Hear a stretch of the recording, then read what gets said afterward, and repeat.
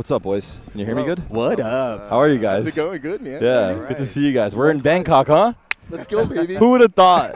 That's insane. Okay, I just want to start it off. Is it possible for you guys to just introduce yourselves to the stream so people that don't know you guys, and then we can just yap away and talk about whatever. Yeah, you want to start, Leo? Well, my name is Leo Faria, Yeah. and I lead Valorant Esports over here. Yeah, there you go. And then also Bill. My name is Bill Pan. I lead the product strategy team for Valorant Esports. Got it. Bill's the guy who actually does the work. Ah, I tweet about you just Valorant. deliver the messages. I tweet. He's the guy actually doing. Honestly, both jobs are equally hard, to be honest, because that's putting in the work and you're getting the flack sometimes too. So he takes the L's online. There is two sides to it. But yeah, basically, chat. These guys are kind of in charge of like a lot of the stuff that we see with Valorant Esports. And honestly, I actually prepared a couple questions here. Oh, you did? You guys are able to read them in advance, and but you don't have to worry about it. Yeah. So you guys just announced it today, right? You guys had said $25 million has been split out amongst the teams. Can you tell us about how the split works, like between Riot and the teams? How does that go? Like, how much money is the teams getting from that? Yeah. Dude, I'll start and then you go first. So yeah, we announced earlier.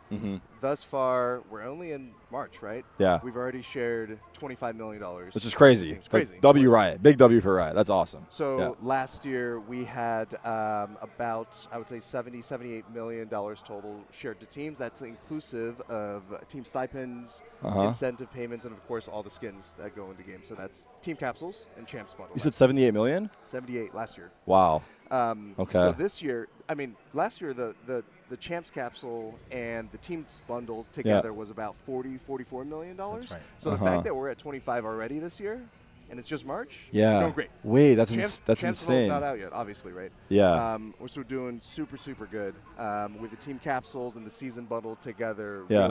Really rocking it. So fan support is through the roof, huh? Shout out to you guys, all you guys in the chat. We haven't even seen the best thing, volume up. The best thing though, I'm looking at the chat and no one cares. They're all like replay. No.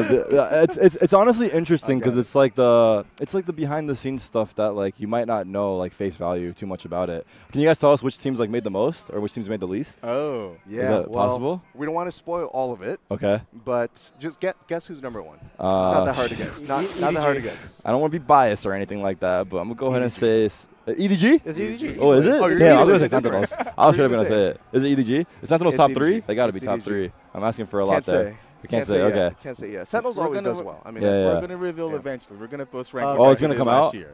Okay. Yeah. Fair. But Sen is always up there. Yeah. People love Sen. I have a question. So the capsules and the bundles this year compared to last year, there was a change with like the player icons, and it became a lot more uniform. Where I guess it was like less creativity from the teams being allowed. Is there any plans to continue this current structure of like the banner, or are you planning to like allow that more creativity side to come through? Yeah, no, it's a good question. I mean, part of our initial plan with digital goods, esports digital goods in game, was to make sure we can capture team fandom in game, but also make the teams money. Yeah, that's the big one. And with 48 teams now, right, between partner teams and visitor teams, that's a lot of iterations if we want to make team capsules bespoke, unique for every single team. And so the idea here is if we can kind of, maintain team capsules with the classics and normalize some of it, we can divert those resources to create a whole new bundle, which is what we did this year. Right. Season capsule. So the idea here, the strategy is we can still have team representation in game, fandom in game, but with an additional capsule, the season bundle, we're going to be able to distribute more money to teams, and it's working. Right. It's working so far. Yeah, and it's that, dude. It's that pushback. How much you want to have the band represented, or make money, like and support teams financially, and it's like a tough choice. And I'll also say I don't want to put teams on the spot, but it's not as simple as just give them the opportunity to go build their own cards and submit. Last year when we got the 48, they were all over the place. Some of them were great and ready to go in game. Some of them we had to like go back and forth. Like I know the we did that. Oh yeah. Like you guys we took and said, okay, this is a great concept, but we're gonna do it over again. Some views like AI on their art, and that can't go in the game because it's illegal. So like it took a lot of effort. Oh, okay. It's tricky. So it was hard. It's a process. A lot of the chat is asking. I don't know if this is down your guys' lane, but they're asking about a replay system. and it's been something that's I think briefly showcased a little bit ago, but I don't know if it's down your guys' lane or if you can talk too much about it. Yeah, Bill, where's the replay? Yeah, where's the replay? Look, I like my job. I don't want to get fired. I don't want to get fired. May or may not see an MVP version come out this year. Oh, maybe. Okay, we'll take that. We'll take that. I think it's like one of those things that like yeah, the community's like been kind of harping on for a while. I don't blame it, but also I did see like that leak recently. So yeah, hopefully we do get it soon. We all want it, man. Yeah, we all want it. Yeah, you know, it's yeah. It's on its way, chat. We want it as much as you all want. Is there any reason that you guys ended up doing the classic again? Like, that was the only bummer for me. I feel like I was expecting, like, a different gun, and then I heard it was the classic, and I was a little sad about that. But then I was like, it's okay. It's still a new design, so there's that. Is it just because you guys want to slowly release it, like, give it time to, like, marinate, and, like, you don't want to, like, come out with the Vandal right away, right? It'll be the most hype. Can you guys comment on that much or not really? Yeah. I mean, some of it comes down to the classic appears in every round. Like Leo's talked about this before, right? Oh, it's always there. It's supposed to be part of the uniform, and so you're able to see it round in and round out. Yeah. And with some of the other guns, you just frankly can't, right? Unless you buy a Ghost, unless it's pistol, maybe like a bonus. It's built in better. Yeah, you don't see it very much in game. Yeah. A few other things I would add. You have to think about that. A Vandal is a more expensive skin because, like, you know, it's going to cost more naturally. Yes, it's going to cost more naturally. Not everyone has access to it. We also want to reserve those guns to the champs collection. That's right. That's when we go all in. Right.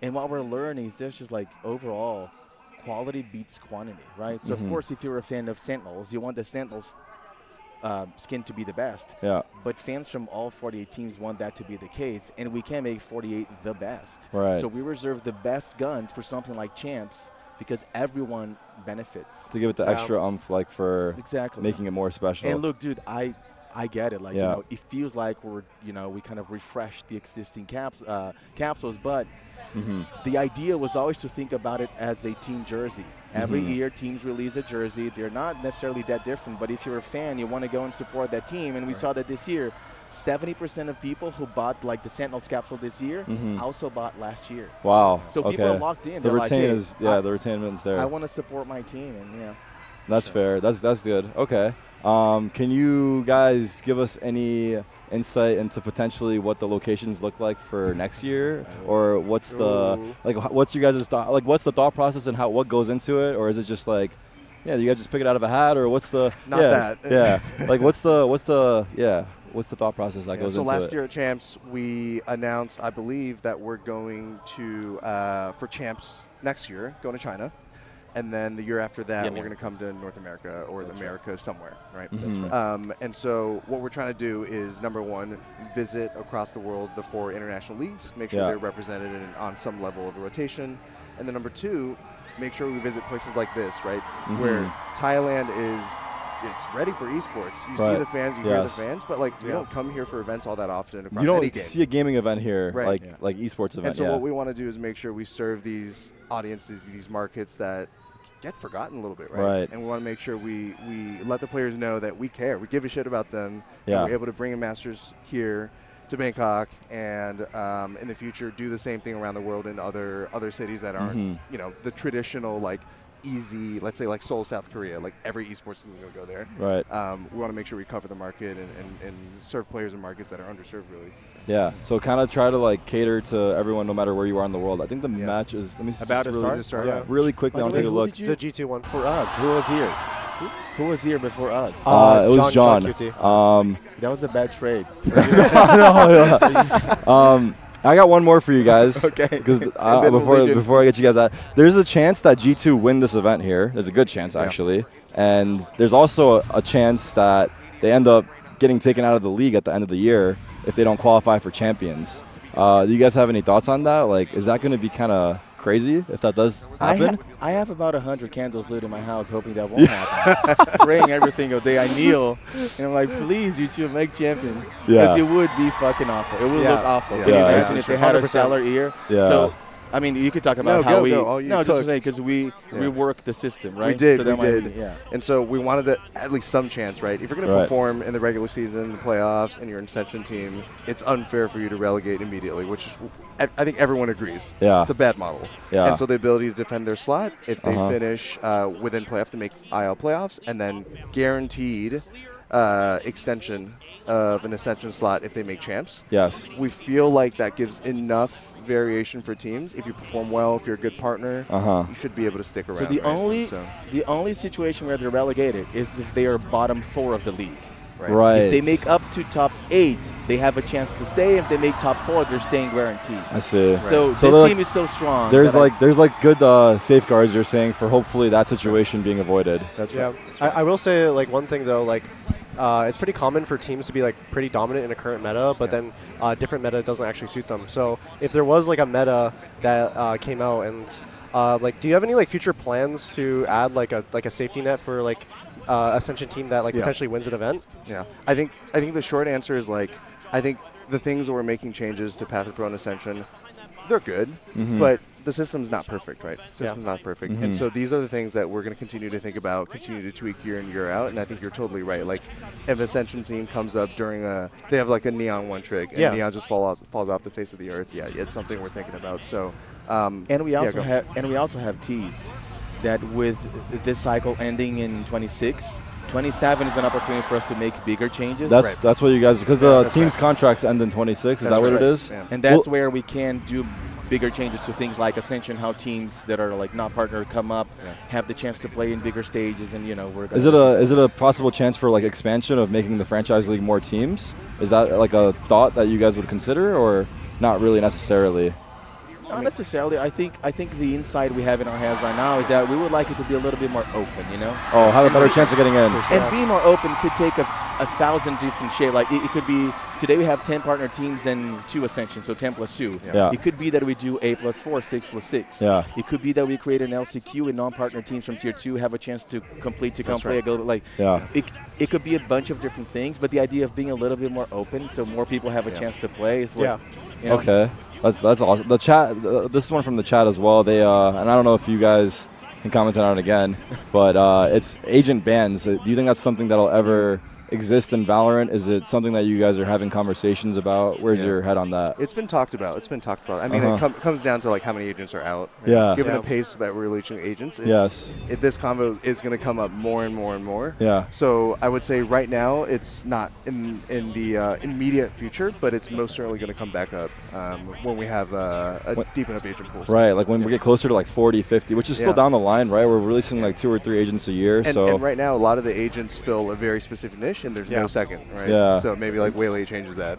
Exactly. For example, but so yeah, at some point it's almost certainly going to be a combo. Yeah. Exactly. Okay. How's the viewership for the event? It's fucking really good. It's really good. That's what I heard. Yeah. So can you tell us about that? So this is already the most successful Masters in Asia, coming above Tokyo 23 and Shanghai 24. It beat Shanghai? It did. Beat Shanghai. What? And that's without Chinese viewership, which is of course is gigantic. And this is just group stage. And we haven't even just seen group group stage Where is data. the viewers coming from? Like which countries are dominating in the viewership? Is it different platforms? A lot of different platforms. Lots of different. I haven't seen the breakdown to be honest. But like it's usually the usual suspects. Even the time zone being bad, Americas and India are going to be strong. There are lots of fans from Southeast Asia. Japan is always a big market. Yeah. Val's crushing Korea, so I'm sure there's a lot of Koreans watching, especially with like T1 making. But then you add Chinese data. We reached for stage. But without it, it's crazy. You said without it. Exactly. Yeah.